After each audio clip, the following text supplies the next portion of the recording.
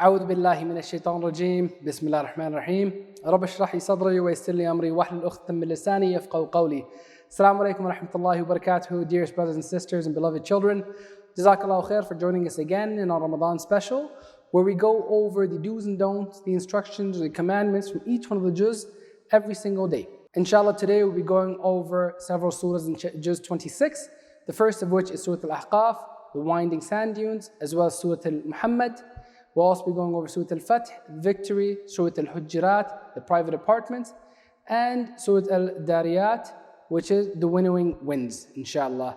We'll be going over a total of 195 verses, and of the 6 surahs today, 3 of them are Meccan, 3 of them are Madani. Inshallah, within this we'll be going over 10 themes. The first of which is where Allah subhanahu wa ta'ala tells us that He has bestowed many blessings on us. So what we should do? We are told that say with a sincere heart, our Lord is Allah, then hold fast to Allah and do good deeds for the rest of your life. Allah has sent down this book, the Qur'an, to warn the evildoers of their evil and bad end, and to give good tidings of a good end to those who do good deeds. So be kind to your parents. Allah has been gracious to you and to your parents. Give thanks for them to Allah.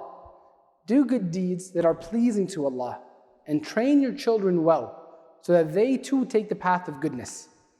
Do not neglect or forget Allah for a moment, and be obedient to Allah all the time.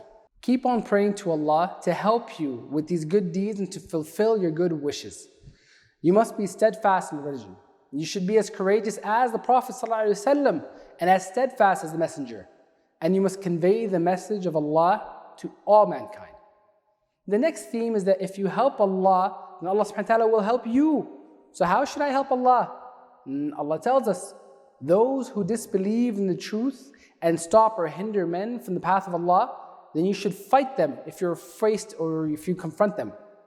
Think of this incident or this task as a test or a trial from Allah. You will help Allah, then Allah subhanahu wa ta'ala will help you. And Allah will set and fix your footings. Remember that Allah subhanahu wa ta'ala is a supporter of the believers, and the disbelievers have no supporters. Let those who deny the truth, let them graze like animals, and let them have fun and enjoy in this world.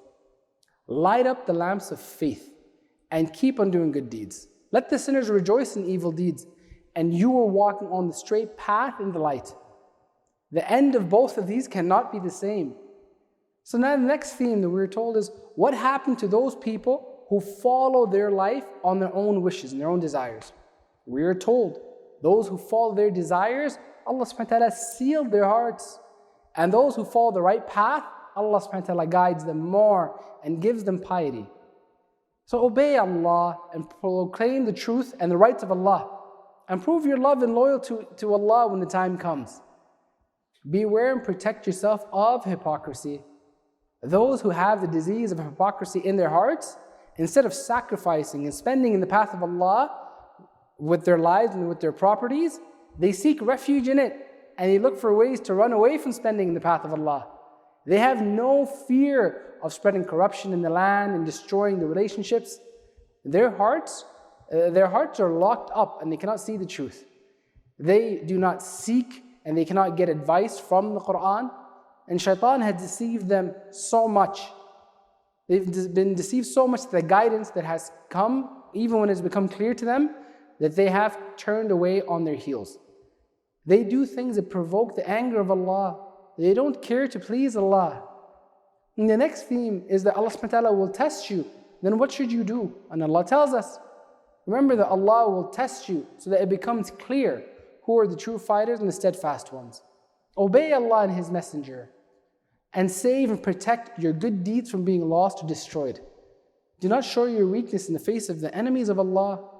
Do not compromise against the truth by suppression or weakness. Allah subhanahu wa ta'ala surely will make you victorious. Allah subhanahu wa ta'ala is with you. The next theme, we're told that this world is transitory, it's a fun area. What should be your role in this world? And Allah tells us, the life of this world is but a play and a spectacle. Do not make the pleasures of this world your goal of your life. You should be steadfast in your faith and avoid the punishment of Allah. Don't be stingy in the way of Allah, and obey Allah unconditionally. and do not turn away from any of Allah's commands. Allah subhanahu wa ta'ala has been gracious to you, and Allah subhanahu wa ta'ala sent you a messenger. Appreciate this great favor of Allah and believe in Allah and His messenger. Glorify Allah and fulfill the covenant made with Allah and His messenger. Then Allah subhanahu wa ta'ala will fulfill the covenant made with you. And remember, Allah is the owner of profits and loss. Nothing will happen without Allah subhanahu wa ta'ala's will. So respond to the call of Allah while living between your wealth and your children and everything you've been given.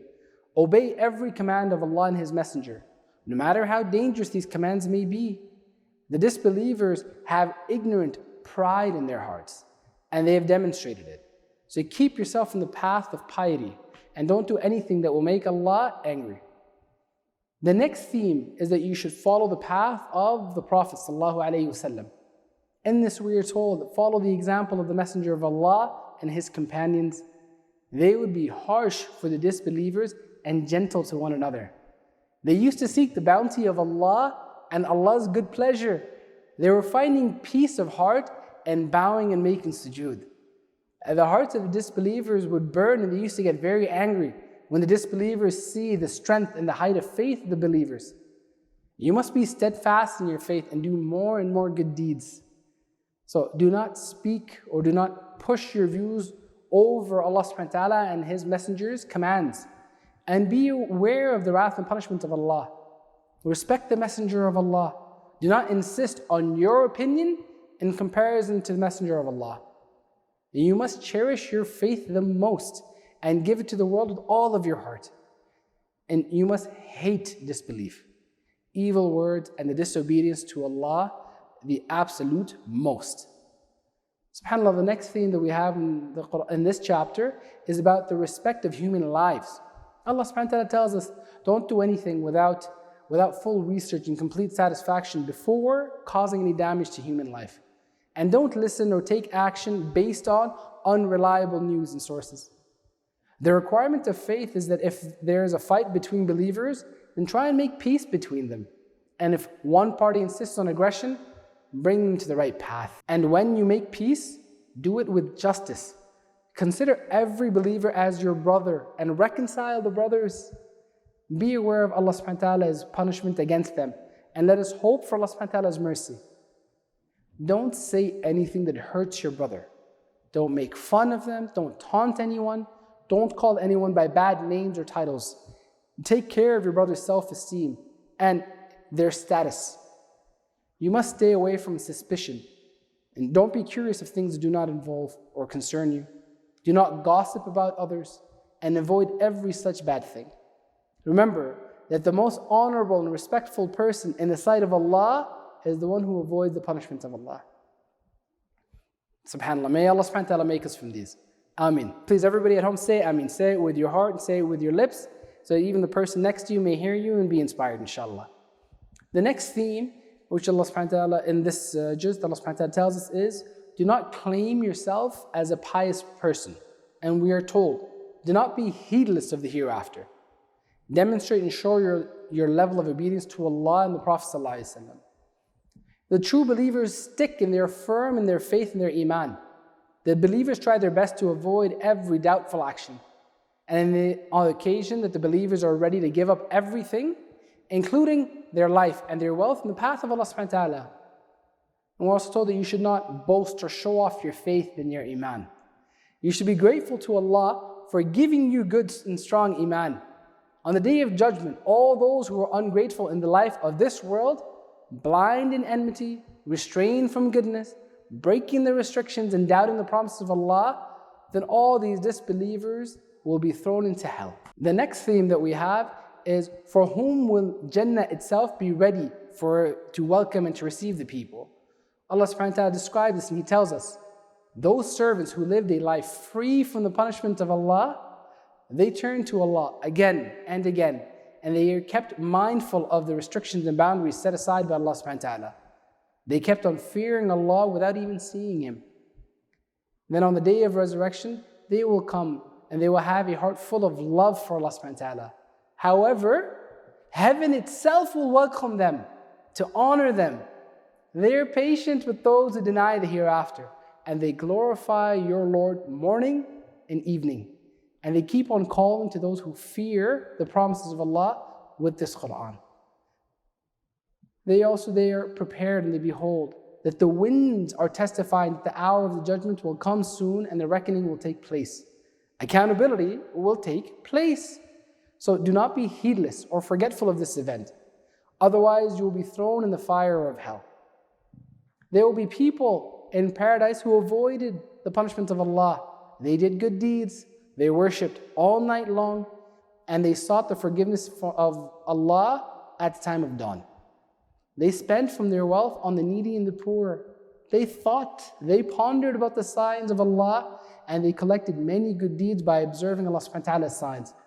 SubhanAllah, may Allah subhanahu wa ta'ala make us from those. Ameen. Say it with me. Ameen. Alhamdulillah, with this we concluded this juz. Wa akhiru da'wana wa alhamdulillah rabbil alameen. Jazakallahu khair for joining us, and we look forward to seeing you again tomorrow. Assalamu alaikum wa rahmatullahi wa barakatuh.